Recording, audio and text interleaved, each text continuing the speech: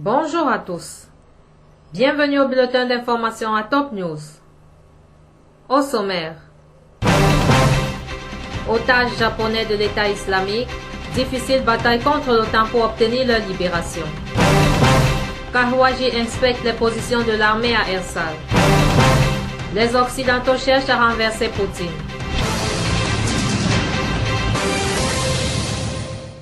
Voici les détails. L'armée arabe syrienne a tué tous les éléments d'un groupe terroriste au nord-est de Tafawi, dans la banlieue est de Homs. Toujours dans la banlieue de Homs, les services compétents ont trouvé lors de la fouille d'un bus en direction d'Alep une cachette avec des fils détonateurs, 65 boîtes détonatrices et 1 kg de cannabis. Dans la banlieue de Kounetra, des unités de l'armée ont détruit des repères des terroristes en tuant plusieurs d'entre eux dans les localités d'Oum, Batina, Machara et Ofania. Le premier ministre japonais Shinzo Abe a qualifié mercredi de difficile bataille contre l'OTAN le défi posé par le groupe État islamique qui lui a donné mardi 72 heures pour payer une rançon dans laquelle 2 ressortissants nippons présentés comme des otages seraient exécutés. C'est une difficile bataille contre l'OTAN, mais j'ai enjoint au ministre de faire tous les efforts pour obtenir la libération des 2 otages en employant tous les canaux diplomatiques et autres voies possibles, a déclaré le chef du gouvernement nippon qui a de nouveau juré de ne pas céder aux menaces des terroristes. Le ministre des Affaires étrangères et des expatriés Walid al-Muallem a affirmé qu'Israël, à travers les États-Unis, cherche à faire perdurer autant que possible la crise en Syrie.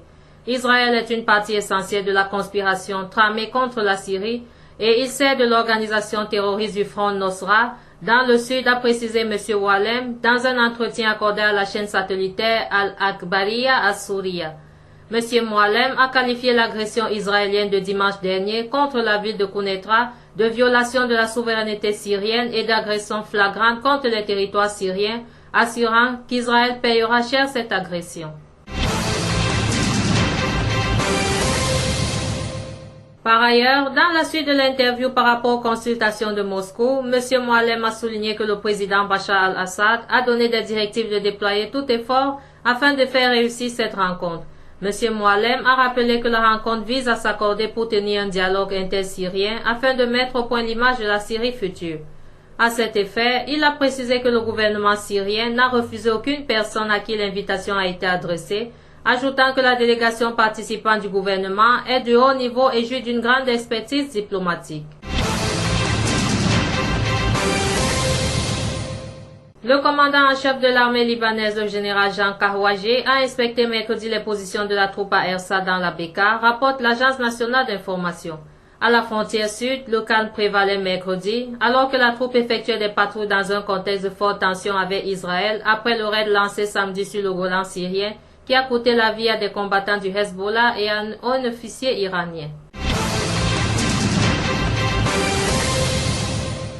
Les Occidentaux utilisent le conflit ukrainien pour isoler la Russie, étouffer son économie et renverser Vladimir Poutine, a accusé mercredi le porte-parole du président russe Dmitry Peskov dans une interview à un journal russe.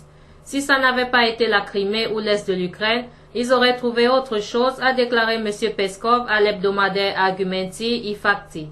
Je suis persuadé que l'Ouest ne pourra pas se débarrasser de nous, a-t-il ajouté, tout en précisant que l'isolement de la Russie serait une erreur.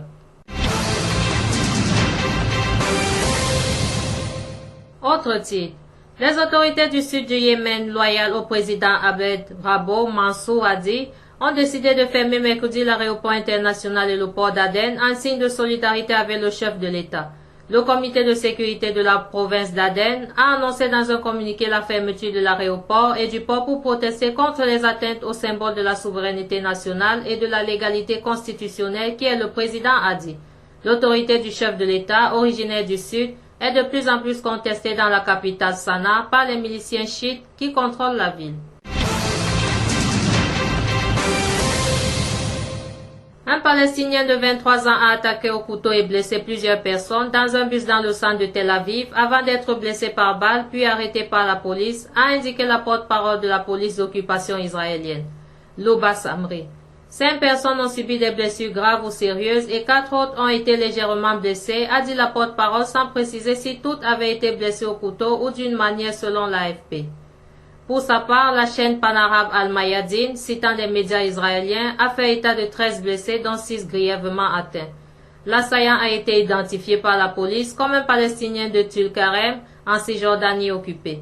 Il a été neutralisé par un officier des services pénitentiaires qui lui a tiré dessus et l'a blessé à la jambe, a dit la porte-parole.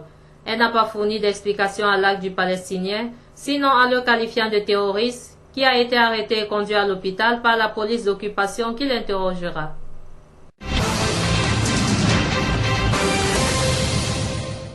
Enfin, le président des États-Unis Barack Obama a prévenu mardi le Congrès contrôlé par les républicains que de nouvelles sanctions contre l'Iran ruineraient les chances de sceller un accord diplomatique international sur le programme nucléaire de Téhéran. Dans son discours sur l'état de l'Union, le président a de nouveau brandi la menace de son droit de veto si des élus du Sénat et de la Chambre des représentants lui soumettaient une loi sur un nouveau train de sanctions. L'adoption de nouvelles sanctions par le Congrès signifierait l'échec de la diplomatie, a déclaré M. Obama alors que son gouvernement négocie au sein du groupe 5+1 avec l'Iran pour trouver un règlement sur le programme nucléaire controversé de la République islamique.